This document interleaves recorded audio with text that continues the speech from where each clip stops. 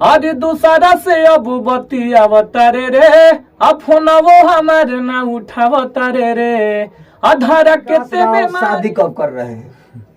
अब तो शादी होगा, उसका भी टाइम है। अच्छा, देखो देखो देखो देखो गली में चमराने आइल बा, देखो देखो तोहरे खातिर सुनो ये जाने आइल बा, देखो ढोरी वाला कौन सा गाना सुने हैं? सुनने में आ रहा है कि ढोरी वाला भी आप गाना स्टार्ट कर दिए हैं।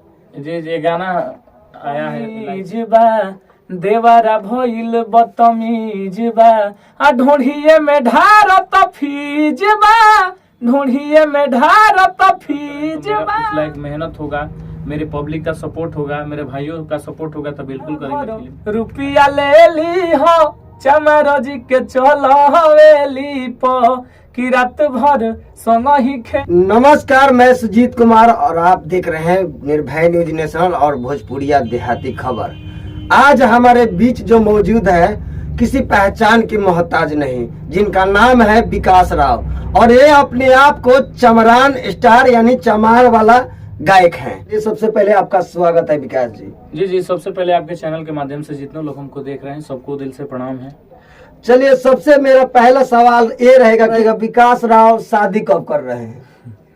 अभी शादी का कोई सोच नहीं है, क्योंकि हम लोग अपने काम पे अभी फोकस कर रहे हैं कि अभी हम लोग उतने बड़े नहीं हैं। अच्छा, अभी बहुत आगे तक जाना है हम लोग को। शादी भी करेंगे, ऐसा कोई बात नहीं है कि मान लीजिए हम ऐसा नहीं करेंगे कि ना हम शादी नहीं करेंगे, तो शादी होगा, उसका भी टाइम है। अच्छा, टाइम से होगा। चलिए, मेरा दूसरा सवाल ये रहेगा कि विकास जी का अभी गाना कौन सा आया है? लाइव पे छूटा है, थोड़ा सा सुना देते हैं आप सबको।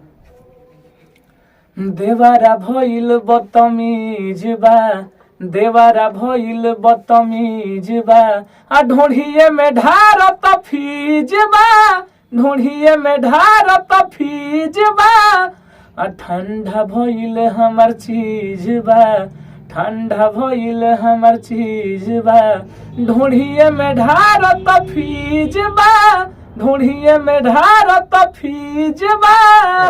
लेकिन ज्यादातर आपका चमार ही सॉन्ग निकलता है, तो इस पे क्या कहिएगा?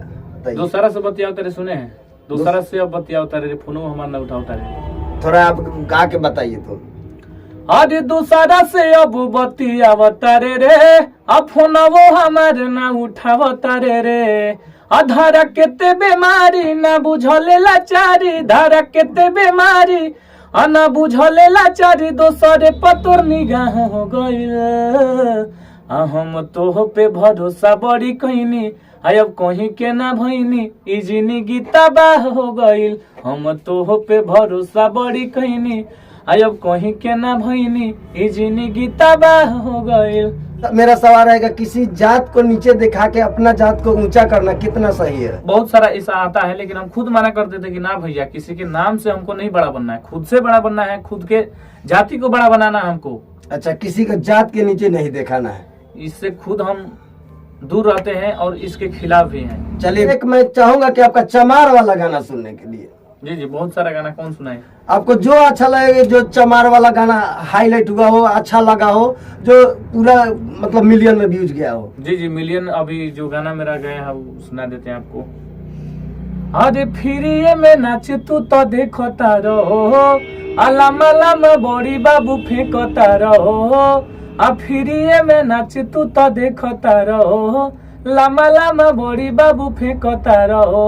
तो मेरा लाइन था, अरे लागो तारू बड़ी तू कटिली, आतनी बतिया के मानो ये रसीली, बोरा भरो रुपया ले ली हो चमार जी के चलो हवेली प, कि रात भर संग ही खेली हो चमार जी के चलो हवेली प।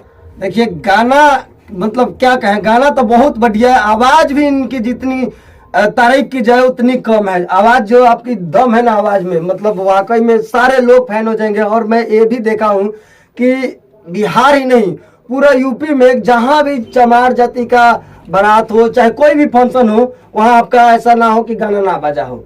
तो आप इस पे कितना गर्व करते हैं? जी बहुत अच्छा लगता है कि दर्शक इतना सारा प्यार दुलार हमको दे रहे हैं। आप सब इसी तरह प्यार अपना बनाए रखिए। एगो चमार वाला कोनो सॉन्ग हो जाओ ताकि दर्शक भाई को सुना तनी। केहू हमार का उखारी हो आइल बानी करे रंगदारी हो, अरे केहू हमार का उखारी हो आइल बानी करे रंगदारी हो, सन से सीना तान आइल बा, देखो देखो देखो देखो गली में चमरान आइल बा, देखो देखो तोहरे खातिर सुनो ये जाने आइल बा, देखो देखो। इ त गाना और गार्दा दी अभी आयल बा कि ना? जी लाइव पे छूटल बा, हिट पे आज शाम के छूटल बा। अच्छा ई छूट गल बा, जी। तब तो ई गाना पक्का बा कि ब्लास्ट करी। तो चलिए प्यार रही तो जरूर बाजी। लास्ट में हम का कहे बढ़िया लागल तो एगो लाइक कर देम, चैनल के सब्सक्राइब कर देम, फेसबुक पेज पर देखत तो फॉलो कर देम। तब तक खातिर जय हिंद, धन्यवाद।